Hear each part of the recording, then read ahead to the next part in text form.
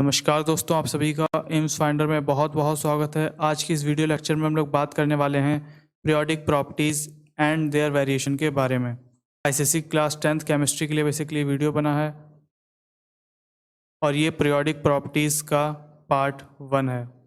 तो आज की इस वीडियो में बेसिकली हम लोग जानेंगे ये जो पीरियोडिक टेबल है, ठीक है, ये जो आपकी किताबों में जो पीरियोडिक टेबल दी गई है, इसके बारे में हम लोग पूरा डिटेल्ड में जानेंगे कि आखिर क्यों साइंटिस्ट को इसे बनाने की ज़रूरत पड़ी। ठीक है, आखिर ये जो पीरियोडिक टेबल है ये किस तरीके से बनी है। ठीक है, तो यानी कि बेसिकली आज हम लोग पीरियोडिक टेबल की हिस्ट्री के बारे में जानेंगे और कुछ स्पेशल फीचर्स के बारे में भी हम लोग यहाँ पे डिस्कस करेंगे। तो चलिए हम लोग यहाँ से वीडियो को शुरू करते हैं। देखिए, सबसे पहले तो हम लोगों को ये जानना पड़ेगा कि आखिर ये पीरियोडिक टेबल को बनाने की ज़रूरत क्यों थी। ठीक है, देखिए, अर्थ पे लार्ज नंबर ऑफ एलिमेंट्स इस समय मौजूद हैं, तो इनके बारे में स्टडी करना, इनकी प्रॉपर्टीज़ को स्टडी करना, तो ये सबसे बड़ा चैलेंज है साइंटिस्ट के लिए। इसी चैलेंज को देखते हुए साइंटिस्ट ने चाहते थे कि हम लोग एक पैटर्न बनाएं जिससे कि हम लोग एलिमेंट्स की प्रॉपर्टीज़ को सही ढंग से स्टडी कर पाएँ। तो साइंटिस्ट ये हमेशा से चाहते थे कि हम लोग एक पैटर्न बनाएं, तो इसीलिए साइंटिस्ट ने पीरियोडिक टेबल बनाने की स्टार्टिंग करी। ठीक है, देखिए, अगर मैं प्रेजेंट टाइम पे बताऊं तो अर्थ पे इस समय प्रेजेंट टाइम पे लगभग 118 एलिमेंट्स को हम लोग जानते हैं। ठीक है, और इनमें से भी 98 एलिमेंट्स जो है वो नेचुरल अकरिंग है, यानी कि बाकी जितने भी बचे हुए एलिमेंट्स हैं वो सब मैन मेड हैं। ठीक है, तो अब हम लोग बेसिकली जानेंगे कि वो कौन कौन से साइंटिस्ट थे जिन्होंने पीरियोडिक टेबल बनाने की स्टार्टिंग करी थी। ठीक है, अब हम लोग यहाँ से बात करेंगे अर्लियर अटेम्प्ट्स के बारे में। ठीक है, तो जो सबसे पहला ट्रायल था पीरियोडिक टेबल को बनाने के लिए वो था डॉबनियर्स ट्राइड्स, जो कि 1817 में हुआ था। ठीक है, देखिए, डॉबनियर का यहाँ पे ये कहना था कि हम लोग एलिमेंट्स को ट्राइड में रखें। ठीक है, अब इसका क्या मतलब हुआ, देखिए डॉबनियर ने जो आइडेंटिफाई करे थे ग्रुप्स, जो 3 एलिमेंट्स के जिनमें सिमिलर प्रॉपर्टीज़ हों, ठीक है, जिनकी सिमिलर प्रॉपर्टीज़ हों, उनको वो कहते थे ट्राइड। ठीक है, इसके कुछ एग्जांपल्स हैं यहाँ पे, देखिए इन्होंने 3 एलिमेंट्स लिए यहाँ पे। ठीक है, और इनका कहना ये था कि हम लोग यहाँ पे जो पहला एलिमेंट है और जो यहाँ पे तीसरा एलिमेंट है, इनके एटॉमिक मास का एवरेज बीच वाले जो एलिमेंट है इसके मास के एवरेज के बराबर होगा। ठीक है, इसके मास, इसके एटॉमिक मास के इक्वल होगा। जैसे कि यहाँ पे एक एग्जांपल लिया गया है, यहाँ पे रखा इन्होंने लिथियम को, यहाँ पे पोटेशियम को रखा, और यहाँ पे इन्होंने जब इसका एवरेज निकाला तो वो 23 आया। ठीक है, जो कि Na यानी कि सोडियम के एटॉमिक मास के इक्वल है। ठीक है, वैसे इन्होंने यहाँ पे Cl यानी कि क्लोरीन को रखा, यहाँ पे इन्होंने आयोडीन को रखा, तो ये जो मास आया वो रफली 81.25 आया। ये Pr के एटॉमिक मास के बराबर था लगभग। ठीक है, फिर देखिए यहाँ पे जो थर्ड वाला एग्जाम्पल है, जैसे कि इन्होंने यहाँ पे कैल्शियम को लिया, ठीक है, और यहाँ पे इन्होंने लिया बेरियम को। फिर देखिए इन्होंने जब एटॉमिक मास का एवरेज निकाला तो वो 88.5 के लगभग आया, जो कि स्ट्रॉन्शियम एलिमेंट के एटॉमिक मास के लगभग इक्वल है। ठीक है, तो ये था डॉबनियर्स का ट्राइड मेथड। इन्होंने increasing order of atomic mass का यहाँ पे यूज़ किया था, पर डॉबनियर यहाँ पे सक्सेसफुल नहीं हो पाए, क्योंकि उस टाइम पे देखिए 1817 पीरियड का, ये मैं समय की बात यहाँ पे आपको बता रहा हूँ, तो उस टाइम पे सभी एलिमेंट्स डिस्कवर्ड नहीं हुए थे। ठीक है, इसीलिए सभी एलिमेंट्स यहाँ पे क्लासीफाई नहीं हो पाए ट्राइड के अंदर, सिर्फ और सिर्फ limited number of elements he arrange हो पाए थे ट्राइड के अंदर। ठीक है, अब हम लोग बात करते हैं न्यूलैंड्स लॉ ऑफ ऑक्टेव के बारे में। देखिए, इन 1866 जॉन न्यूलैंड, जो कि एक इंग्लिश साइंटिस्ट है, यानी इंग्लिश साइंटिस्ट के यहाँ पे मतलब है इंग्लैंड से बिलोंग करते हैं बेसिकली, इन्होंने एलिमेंट्स को अरेंज किया increasing order of atomic mass के बेसिस पे, ठीक है। इनका कहना ये था कि एवरी एर्थ एलिमेंट उसकी प्रॉपर्टीज सेम होंगी, ठीक है, सिमिलर होंगी। देखिए आसान शब्दों में से समझिए, इनका कहना ये था कि हम लोग पहले एलिमेंट की और उसके 8वें एलिमेंट की प्रॉपर्टीज सेम होती हैं, ठीक है, सिमिलर होती हैं। जैसे कि आप लोग एक एग्जांपल लेके समझिए से, हम लोग लेते हैं यहाँ पे लिथियम को, ठीक है। तो हम लोगों ने यहाँ पे अगर लिथियम को लिया तो देखिए लिथियम का जो 8वां एलिमेंट होगा वो होगा Na यानी कि सोडियम, ठीक है, सोडियम होगा। तो इनकी जो प्रॉपर्टीज होंगी वो सिमिलर होंगी, ठीक है। तो लिथियम की जो प्रॉपर्टीज हैं वो मैच करेंगी सोडियम की प्रॉपर्टीज से, ठीक है। ये कहना था न्यूलैंड्स का, ठीक है। तो यहाँ पे जो केमिकल और फिजिकल प्रॉपर्टीज, इनका कहना था कि दोनों चीज़ें सेम होंगी, ठीक है, दोनों प्रॉपर्टीज सेम होंगी। तो ये तो हो गया पहला एग्जाम्पल। दूसरा एग्जाम्पल यहाँ पे हम लोग ले लेते हैं जैसे कि फ्लोरीन का, ठीक है। फ्लोरीन का यहाँ पे हम लोग एग्जाम्पल लेते हैं, तो फ्लोरीन का जो 8वां एलिमेंट होगा वो होगा यहाँ पे क्लोरीन, ठीक है, क्लोरीन होगा। तो यहाँ पे फ्लोरीन और क्लोरीन की जो केमिकल और फिजिकल प्रॉपर्टीज हैं वो सेम होंगी। तो ये है बेसिकली लॉ ऑफ ऑक्टेव्स। पर देखिए मिस्टर न्यूलैंड भी यहाँ पे सफल नहीं हो पाते हैं, ठीक है, अनसक्सेसफुल रह जाते हैं। क्यों रह जाते हैं? देखिए इनके लॉ के अकॉर्डिंग ये सिर्फ और सिर्फ कैल्शियम तक ही एलिमेंट्स को यहाँ पे फाइंड कर पाए, ठीक है। ये सिर्फ कैल्शियम तक ही जा पाए, ठीक है, इससे आगे ये नहीं जा पाए। क्योंकि अगर कैल्शियम के ये आगे जा रहे थे, ठीक है, अगर ये कैल्शियम के आगे एर्थ एलिमेंट्स ही ले रहे थे तो वो एलिमेंट्स पॉजेस नहीं कर रहे थे सेम रिलेशनशिप, यानी कि वो सेम प्रॉपर्टीज को पॉजेस नहीं कर रहे थे, ठीक है। देखिए इनके थॉट के अकॉर्डिंग सिर्फ और सिर्फ अर्थ पे 56 एलिमेंट्स ही मौजूद हैं, ठीक है। पर इनका ये सोचना रॉन्ग था, ठीक है, क्योंकि ये प्रूव्ड रॉन्ग हो गए। क्योंकि जैसे कि अभी मैंने आपको पीछे वाले स्लाइड्स में बताया था कि इस समय अर्थ पे मौजूदा टाइम पे 118 एलिमेंट्स हैं, जिनमें से भी 98 एलिमेंट्स नेचुरल अकरिंग हैं, ठीक है, प्राकृतिक तौर पे अर्थ पे मौजूद हैं वो, और बाकी बचे हुए एलिमेंट्स मैन मेड हैं। तो यहाँ पे मिस्टर न्यूलैंड भी सक्सेसफुल नहीं हो पाए।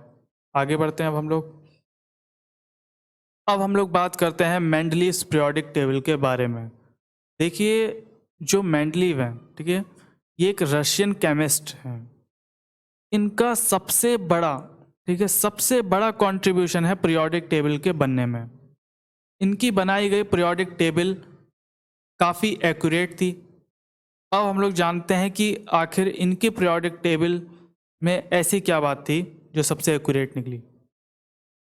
तो देखिए मिस्टर जो मेंडलीव है, इनका ये कहना था कि हम लोग एलिमेंट्स को इस हिसाब से अरेंज करें on the basis of their fundamental properties the atomic mass. इनका कहना ये था कि हम लोग एलिमेंट्स को increasing order of atomic mass के बेसिस पे हम लोगों को एलिमेंट्स को पुट करना चाहिए। इस तरीके से हम लोग पुट करें कि उनका एटॉमिक मास ग्रेजुअली बढ़ता ही जाए, ठीक है। तो इस तरीके से अगर हम लोग एलिमेंट्स को रख के देखते हैं तो हम लोग एक पीरियोडिक टेबल टाइप का बना सकते हैं, ठीक है, जिससे कि हम लोग एलिमेंट्स को सही ढंग से सेट कर सकेंगे। तो देखिए जिस टाइम पे इन्होंने पीरियोडिक टेबल बनाई थी उस टाइम पे 63 एलिमेंट्स ही नोन थे उस टाइम पे, ठीक है। इन्होंने अरेंज्ड किया 63 एलिमेंट्स को in the increasing order of their atomic mass पे, ठीक है, and found that the elements were similar and chemical properties occur at regular interval के बाद में, ठीक है, एक रेगुलर इंटरवल के बाद में, यानी कि हम लोग एक रेगुलर इंटरवल के बाद में हम लोग केमिकल प्रॉपर्टीज सिमिलर वहाँ पे मिलती हैं एलिमेंट्स की, ठीक है। तो इन्होंने ऑब्जर्व किया था कि जो एलिमेंट्स हैं उनकी सिमिलर प्रॉपर्टीज फॉल हो रही हैं in the same vertical column में, ठीक है, सेम वर्टिकल कॉलम में उनकी प्रॉपर्टीज सिमिलर हो रही हैं। तो इन्होंने वर्टिकल कॉलम्स को हम लोग यहाँ पे कहते हैं ग्रुप्स, ठीक है, ग्रुप्स। अभी आगे हम लोग इनके बारे में भी जानेंगे। फिर देखिए जो हॉरिजेंटल रोज जो हैं एलिमेंट्स की, उनको इन्होंने कहा पीरियड्स हैं ये। तो हम ये कह सकते हैं कि Mendeleev give a periodic laws which states that the properties of elements are periodic functions हैं of their masses पे, ठीक है। तो आप लोग ये देख सकते हैं कि जो मेंडलीव ने जो पीरियोडिक टेबल उस टाइम पे बनाई थी, वहाँ पे ग्रुप्स और पीरियड्स इन्होंने यहाँ पे बता दिए थे, जो कि आज जो हम लोग प्रेजेंट टाइम पे जो पीरियोडिक टेबल यूज़ करते हैं वहाँ पे भी उनका जिक्र है, ठीक है। अब हम लोग बात करते हैं special features of Mendeleev periodic table के बारे में। देखिए मेंडलीव पीरियोडिक टेबल में कुछ स्पेशल फीचर्स भी थे। तो जैसे कि मैंने बताया कि 8 वर्टिकल कॉलम्स थे उस टाइम पे, जिनको कहा गया इन्होंने ग्रुप्स कहा, ठीक है। और वहाँ उस टाइम पे 7 हॉरिजॉन्टल रोज थे, जिनको इन्होंने कहा पीरियड्स हैं ये, ठीक है। तो ये मेंडलीव पीरियोडिक टेबल में कंटेंट थी ये चीज़ें, ठीक है। फिर देखिए जिस टाइम पे मेंडलीव ये पीरियोडिक टेबल बना रहे थे, उस टाइम पे ही इन्होंने प्रिडिक्ट कर दिया था, ठीक है, कि कुछ ऐसे एलिमेंट्स इन्होंने प्रिडिक्ट कर रहे थे जो उस टाइम पे डिस्कवर्ड ही नहीं हुए थे, ठीक है। इन्होंने उस पीरियोडिक टेबल में उन एलिमेंट्स की जगह छोड़ दी थी, ठीक है। तो इसीलिए मैं कह रहा था कि मेंडलीव की पीरियोडिक टेबल काफ़ी एक्यूरेट थी, ठीक है। तो उन्होंने कुछ इस तरीके से ये एलिमेंट्स के उस टाइम पे जो नाम थे वो छोड़ दिए थे। फिर आफ्टर द डिस्कवरी, जब इनकी डिस्कवरी हो जाती है, फिर उनके नाम इस तरीके से रख दिए जाते हैं, ठीक है, जैसे कि स्कैंडियम, गैलियम और जर्मेनियम। पर यहाँ पे मेंडलीव पीरियोडिक टेबल का भी ड्रॉबैक्स हो जाता है। क्यों होता है? क्यों आखिर मेंडलीव की भी पीरियोडिक टेबल सक्सेसफुल नहीं हो पाती है? देखिए तो ये 4 पॉइंट्स हैं, इनको डिटेल में हम लोग जानते हैं। पहला पॉइंट यहाँ पे देखिए, पोजीशन ऑफ हाइड्रोजन। देखिए जो पोजीशन ऑफ हाइड्रोजन है ये फिक्स्ड नहीं कर पाते अपनी मेंडलीव पीरियोडिक टेबल में, ठीक है। But it was keeped with alkali metals में उसको रख देते हैं, और अपनी पीरियोडिक टेबल में ये वहाँ पे उसकी एक एग्जैक्ट फिक्स्ड मतलब पोजीशन नहीं बता पाते हैं हाइड्रोजन की, ठीक है। फिर देखिए सेकंड पॉइंट है यहाँ पे, पोजीशन ऑफ आइसोटोप्स। देखिए इन्होंने मेंडलीव पीरियोडिक टेबल में कोई जगह ही नहीं रखी आइसोटोप्स ऑफ एलिमेंट्स के लिए, ठीक है। फिर देखिए जो थर्ड वाला पॉइंट है, अनसर्टेनली इन एटॉमिक मास। इसका क्या मतलब हुआ? देखिए अनदर प्रॉब्लम यहाँ पे ये आई, जब इन्होंने एटॉमिक मास, इनका तो कहना ये था कि एटॉमिक मास तो इंक्रीज होंगे, ठीक है। इनका कहना ये था कि एटॉमिक मास तो ग्रेजुअली इंक्रीज होंगे, पर देखिए कुछ जगहों पे ये इंक्रीज नहीं हुए थे, ठीक है ना। रेगुलर मैनर में जो होने चाहिए थे, आमतौर पे जो होने चाहिए थे, ये इंक्रीज ही नहीं हुए, ठीक है। जब हम लोग एक एलिमेंट से दूसरे एलिमेंट की तरफ जा रहे थे तब तो इंक्रीज होना चाहिए था एटॉमिक मास, पर कुछ जगहों पे ये रेगुलर मैनर में इंक्रीज नहीं होते हैं एटॉमिक मास, ठीक है। तो ये सब, तो यहाँ पे ये भी प्रॉब्लम थी मेंडलीव पीरियोडिक टेबल की। फिर देखिए placing of heavier elements before the lighter elements. इन्होंने लाइटर एलिमेंट्स से पहले हैवियर एलिमेंट्स को प्लेस किया। जैसे कि कुछ एलिमेंट्स थे जो पॉजेस करते हैं higher atomic mass, were placed before elements having a lower atomic mass, ठीक है। जिन एलिमेंट्स का लोअर एटॉमिक मास है उनको इन्होंने बाद में रखा, और जिन एलिमेंट्स का हायर एटॉमिक मास है उनको इन्होंने पहले रख दिया। एग्जाम्पल के तौर पे ये देखिए, जैसे कि यहाँ पे आर्गॉन, इसका एटॉमिक मास है 39.9, यानी कि 39.9 इसका एटॉमिक मास है। इन्होंने प्लेस्ड किया बिफोर पोटेशियम 39.1, ठीक है। पोटेशियम का 39.1 है, पर उससे पहले इन्होंने हैवियर एलिमेंट को यहाँ पे प्लेस्ड कर दिया, ठीक है। तो ये थोड़ी सी इनके मेंडलीव पीरियोडिक टेबल में प्रॉब्लम थी। अब हम लोग यहाँ पे एक पूरा जितना भी हम लोगों ने पीछे पढ़ा है, तो अब हम लोग उसका एक पूरा ओवरऑल एक व्यू ले लेते हैं। देखिए क्लासिफिकेशन ऑफ एलिमेंट्स, इस तीनों साइंटिस्ट चाहते थे कि हम लोग क्लासिफिकेशन कर सकें एलिमेंट्स का। अब यहाँ पे मैं आपको बताऊंगा कि इन सभी साइंटिस्ट की यहाँ पे गलती क्या हो रही थी और इस गलती को किस इंसान ने सुधारा। देखिए इन सभी साइंटिस्ट, जितने भी तीनों साइंटिस्ट हैं, ये क्लासिफाई कर रहे थे एलिमेंट्स को उनके एटॉमिक मास पे, ठीक है। इन्होंने, आप लोगों ने एक कॉमन बात देखी होगी कि मेंडलीव हो, न्यूलैंड हो या फिर डॉबनियर हो, इन तीनों ने एलिमेंट्स को क्लासिफाई करना चाहा उनके एटॉमिक मास पे, ठीक है। फिर देखिए इन तीनों की गलतियों को सुधारा यहाँ पे न्यू एरा में, जब क्लासिफिकेशन स्टार्ट किया गया। तो ये जो मॉसले थे, ठीक है। इनका पूरा नाम है हेनरी मॉसले। इन्होंने प्रिडिक्शन यहाँ पे करी कि हम लोगों को एटॉमिक मास पे यहाँ पे नहीं एलिमेंट्स को क्लासिफाई करना है, हम लोगों को क्लासिफाई करना है उनके एटॉमिक नंबर पे। ठीक है, एटॉमिक नंबर के बेसिस पे हमें एलिमेंट्स को क्लासिफाई करना है। तो ये कहना था हेनरी मॉसले का। आसान शब्दों में हम लोग इसे आगे जानते हैं। अब हम लोग बात करते हैं modern periodic table and periodic laws के बारे में, जो कि 1913 में हेनरी मॉसले ने दिए थे। अब देखिए, मेंडलीव ने एक पीरियोडिक टेबल तो बना दी थी, जैसे कि मैंने आपको पीछे वाली स्लाइड्स में बताया कि मेंडलीव ने पीरियोडिक टेबल तो यहाँ पे बना दी थी। ठीक है, और देखिए ये बात नेचुरली है कि जब मेंडलीव ने जो पीरियोडिक टेबल बनाई थी उस समय साइंस इतना एडवांस नहीं था। ठीक है, पर उन्होंने अपने टाइम के हिसाब से काफ़ी एक्यूरेट पीरियोडिक टेबल बनाई थी। ठीक है, तो हेनरी मॉसले से पहले हम लोग मेंडलीव की ही पीरियोडिक टेबल मान रहे थे, पर हेनरी मॉसले के आने के बाद यानी कि 1913 के बाद में हेनरी मॉसले ने मॉडिफाई करा यहाँ पे मेंडलीव्स पीरियोडिक लॉज को, और इन मॉडिफाइड लॉज को कहा जाता है मॉडर्न पीरियोडिक लॉ। ठीक है, इन्होंने बताया कि फिजिकल और केमिकल प्रॉपर्टीज जो एलिमेंट्स की हैं वो periodic functions of their atomic number पे हैं। ठीक है, हम लोग इन्हें यानी कि इनका ये कहना था कि हम लोगों को एटॉमिक मास पे नहीं, हम लोगों को एटॉमिक नंबर पे करना है एलिमेंट्स को क्लासीफाई। ठीक है, जब इन्होंने एलिमेंट्स को अरेंज किया in the increasing order of their atomic number पे, तो इन्होंने ऑब्टेन किया कि जो टेबल है is called modern periodic table. तो इस तरीके से पीरियोडिक टेबल यहाँ पे बन के तैयार हो गई। ठीक है, अच्छा मैं यहाँ पे एक बात और बता दूं कि एटॉमिक नंबर क्या होता है। देखिए, एटॉमिक नंबर ये होता है कि एक एटम में कितने नंबर ऑफ प्रोटॉन है उसको यहाँ पे कहा जाता है एटॉमिक नंबर। ठीक है, अब हम लोग बात करते हैं IUPAC के बारे में। अब आखिर ये IUPAC क्या है? देखिए, हेनरी मॉसले के बाद में कुछ करेक्शन किया गया था पीरियोडिक टेबल के अंदर, तो वो किया था मिस्टर नील ने। ठीक है, उस करेक्शन के बाद में जो पूरी पीरियोडिक टेबल की जिम्मेदारी है वो आ गई IUPAC पे। IUPAC की जो फुल फॉर्म है वो है international union of pure and applied chemistry.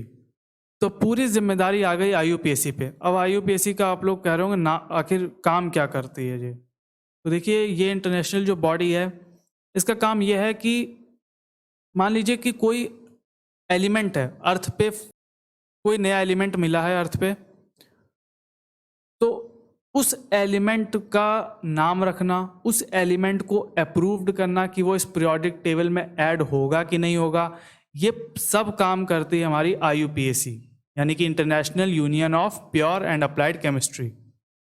तो अब आप लोग समझ चुके होंगे कि IUPAC का मेन काम यही है कि कोई भी नया एलिमेंट अगर अर्थ पे डिस्कवर हुआ है तो उस एलिमेंट का नाम रखना, उस एलिमेंट को अप्रूव्ड करना कि वो इस पीरियोडिक टेबल में ऐड होगा कि नहीं होगा, तो वो सब काम करता है हमारा IUPAC। ठीक है, तो ये है करंट फॉर्म ऑफ IUPAC द्वारा जो दी गई है पीरियोडिक टेबल। ठीक है, तो अब हम लोग आगे वाली स्लाइड्स में जानेंगे कि आखिर ये पीरियोडिक टेबल के कुछ फीचर्स क्या क्या हैं। ठीक है, तो उन फीचर्स के बारे में भी हम लोग डिटेल में जानेंगे। ठीक है, तो अब हम लोग बात करते हैं salient features of the modern periodic table के बारे में। तो पहले तो हम लोग बात करते हैं यहाँ पे ग्रुप्स के बारे में। देखिए, मॉडर्न पीरियोडिक टेबल में कंसिस्ट हैं 18 वर्टिकल कॉलम्स जिनको कहा गया है ग्रुप्स।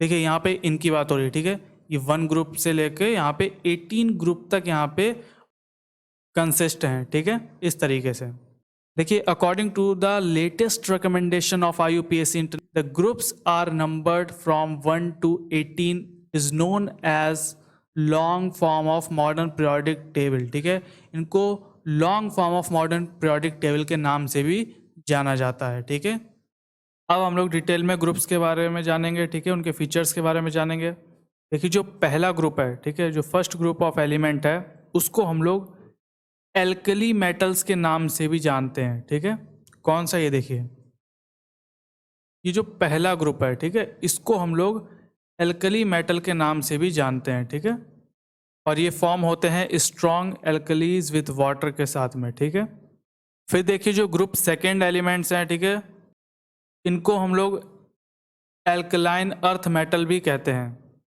ठीक है। और ये वीकर एल्कलीज होते हैं as compared to group one के, ठीक है। ग्रुप वन में जो एल्कलीज हैं वो स्ट्रांग हैं और इसमें जो एल्कलीज होती हैं वो वीकर होती हैं। कौन से हैं ये? देखिए ये हैं, देखिए ये रहे अल्कलाइन अर्थ मेटल्स, ठीक है।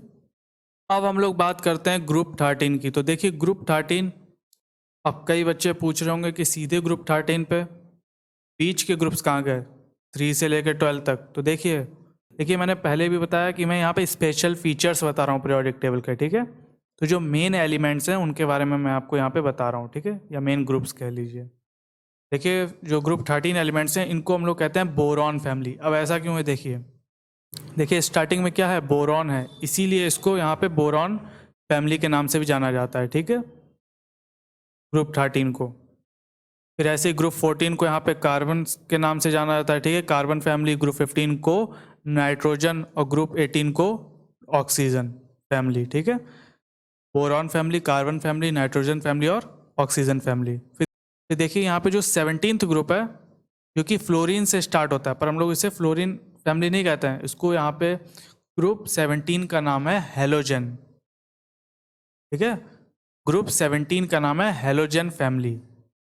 और जो ग्रुप 18 है उसको हम लोग जीरो ग्रुप भी कहते हैं, जीरो ग्रुप एलिमेंट्स भी कहते हैं। क्यों कहते हैं? क्योंकि ये नोबल गैसेस होती हैं। देखिए जीरो ग्रुप एलिमेंट्स इसलिए कहा जाता है नोबल गैसेस को, क्योंकि नोबल गैसेस के आउटर मोस्ट शेल में जो इलेक्ट्रॉन्स होते हैं वो पूरे कंप्लीट होते हैं, ठीक है, इसीलिए इनको जीरो ग्रुप एलिमेंट्स भी कहा जाता है।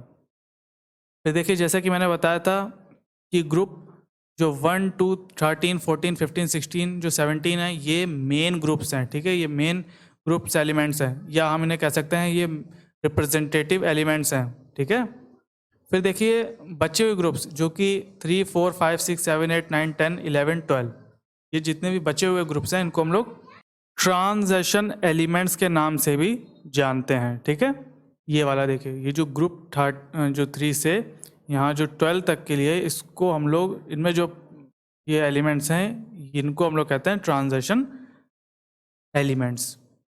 अब हम लोग बात करते हैं पीरियड्स के बारे में। देखिए जो मॉडर्न पीरियोडिक टेबल है उसमें कंसिस्ट हैं 7 हॉरिजॉन्टल रोज, ठीक है, मॉडर्न पीरियोडिक टेबल में, उनको हम लोग कहते हैं पीरियड्स, ठीक है।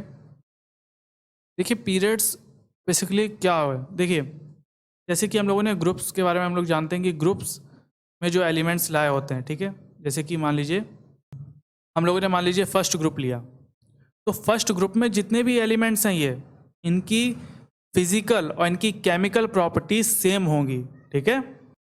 और जो सबसे इम्पॉर्टेंट चीज़ है जो इन सभी एलिमेंट्स में सेम होती है वो है इनका number of outer most shell, ठीक है। एटम में जो number of outer most shell होता है वो इन सभी एलिमेंट्स का सेम होता है, तो इन सभी का आउटर मोस्ट इलेक्ट्रॉन जो है वो 1 ही होता है, ठीक है, क्योंकि ये 1 ग्रुप में लाए हो रहे हैं, ग्रुप 1 में लाए हो रहे हैं। तो उसी तरीके से बिल्कुल पीरियड्स भी हैं। यहाँ पे number of shell present in an atom determine its period. देखिए एलिमेंट्स में कितने नंबर ऑफ शेल प्रेजेंट हैं ये हम लोग पीरियड्स की मदद से ही पता करते हैं।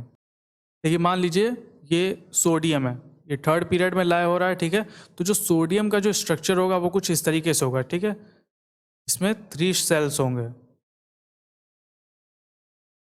और जो लास्ट वाला जो होगा यहाँ पे इसमें 1 होगा। क्यों 1 होगा? क्योंकि ग्रुप 1 में लाया हो रहा है, ठीक है, तो इसके लास्ट ऑर्बिट सेल में 1 इलेक्ट्रॉन होता है।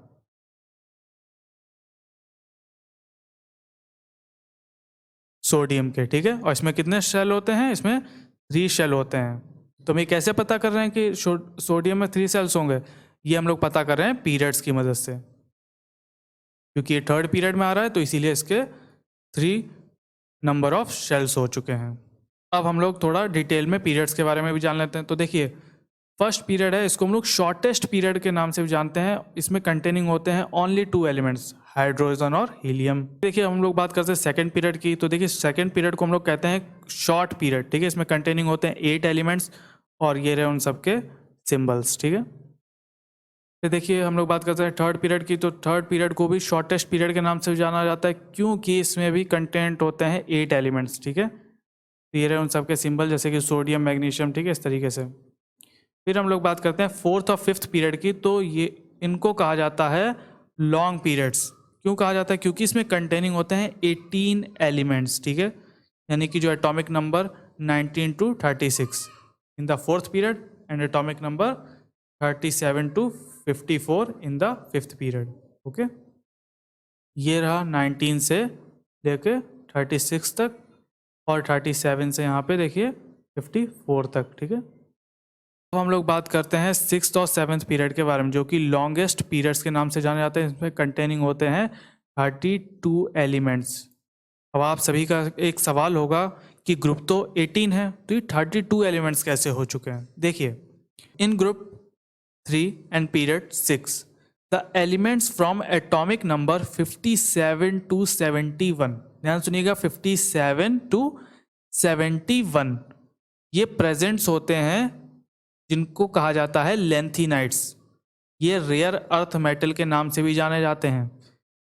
ये देखिए 57 से 71 तक, ठीक है, ये लेंथीनाइट्स का आधा पार्ट ये वाला है, ठीक है, और जो इसके नीचे जो है इसको कहा जाता है एक्टिनाइट्स, इसका पार्ट ये वाला है, ठीक है। तो ये जो दो कॉलम ये बाहर रखे हैं ये भी इसी का पार्ट है, ठीक है, ये भी इसी का पार्ट है, ठीक है। यहीं पे ये ऊपर वाले का ये वाला पार्ट है और ये नीचे वाली जो एक्टिनाइट्स है इसका ये वाला पार्ट है, ठीक है। इन ग्रुप 3 पीरियड 7 the element from atomic number 89 to 103 are present which are called actinides. इनको हम लोग एक्टिनाइट्स के नाम से जानते हैं, ठीक है। अब हम लोग सबसे इंपॉर्टेंट टॉपिक जो कि है पीरियोडिसिटी, इसके बारे में जानेंगे। देखिए, अब इसे आप लोग आसान शब्दों में समझिए। देखिए, ये एक रेगुलर टाइम पीरियड के बाद में अगर हम लोग वहीं पे जैसे कि वापस आएँ तो वो एलिमेंट शो करते हैं सिमिलर प्रॉपर्टीज़। जैसे कि देखिए, मान लीजिए कि मैं इधर से यहाँ पे वापस इधर के लिए आऊँ सोडियम पे, ठीक है, तो सोडियम और लिथियम की प्रॉपर्टीज़ कैसी होंगी? सेम होंगी, ठीक है।